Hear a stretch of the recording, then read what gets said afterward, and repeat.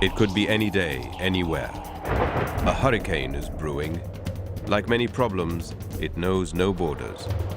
But as the storm advances across the ocean, it is tracked by satellite.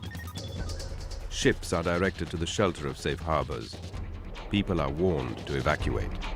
It's a coordinated response made possible by the international system that shapes our world, the United Nations and its family of agencies.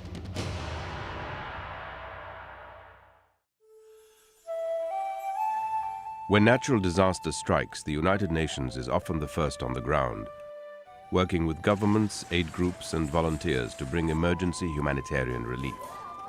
This is just one aspect of the UN's work, which includes bringing clean water to communities in need, vaccinating children, helping farmers to improve their harvest, and much, much more.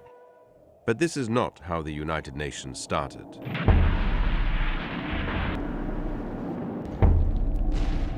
After the devastation of World War II, the world needed a workshop for peace, a way to avoid the scourge of war. The solution? An assembly of nations where leaders of countries, big and small, could debate and seek consensus on common action. Today, the United Nations is the one truly global forum with 192 nations represented in the General Assembly. It's the 15-member Security Council that focuses on peace and security, taking action to avert war, resolve conflicts, and limit armaments. It hasn't always worked, but since 1945, the UN has brokered countless peace settlements, and it now keeps the peace in many places across the globe. From Haiti to Lebanon, from Timor-Leste to Liberia, from the Democratic Republic of Congo to Sudan, and in more than a dozen other missions around the world. Places where others cannot or will not go. Places where innocent men, women and children have been forced to flee and have nowhere to go. At home was war. We never knew who was fighting. We were sad to leave, and one day we want to return. For some 30 million refugees and displaced persons in more than 100 countries, the United Nations family is providing blankets, tents, books, and ways for people to restart their lives. Please help stop the war for the sake of the children. There are as many as 250,000 child soldiers in the world. The UN fights for their freedom and helps them to be children once again. And for people in some 30 countries plagued by landmines and unexploded bombs, the UN helps diffuse the threat of fatal or crippling explosions. We have saved thousands of lives. When the guns fall silent, the UN helps to build national institutions, trains the police, assists the justice systems, and supports democratic elections. To sustain peace, development is needed.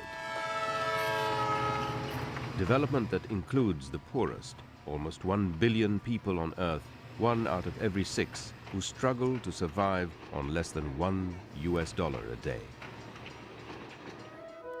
World leaders have formed a global partnership that sets 8 goals for humanity, collectively known as the Millennium Development Goals.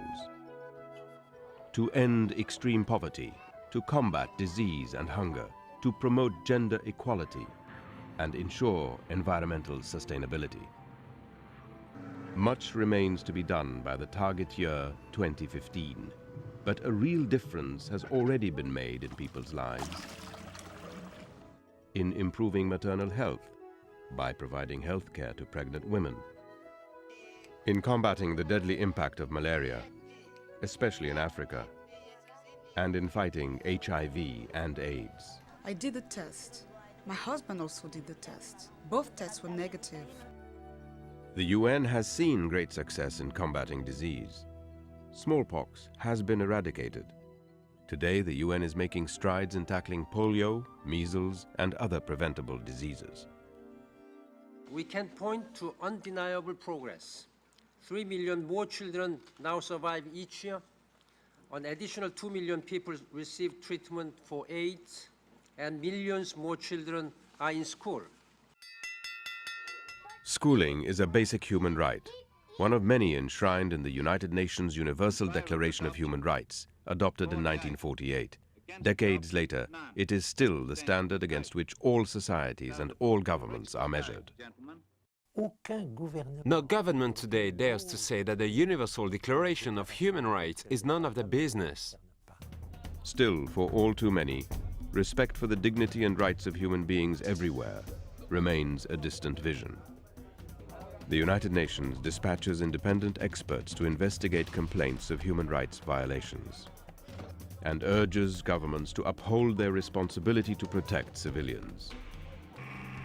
Today, more than ever, the world needs united action to face the many challenges of the new millennium. We hold the future in our hands. Together, we must ensure that our grandchildren will not have to ask why we have failed to do the right things and left to them to suffer the consequences. The consequences of a planet in peril. Today, the United Nations is urgently supporting its member states in partnership with civil society and people of goodwill to reach a global, comprehensive and effective plan of action that will address climate change. Uniting in action for the common good. That's what the UN is all about, today and in the future, so that years from now, whenever and wherever the clouds gather, people in need can still find shelter from the storm.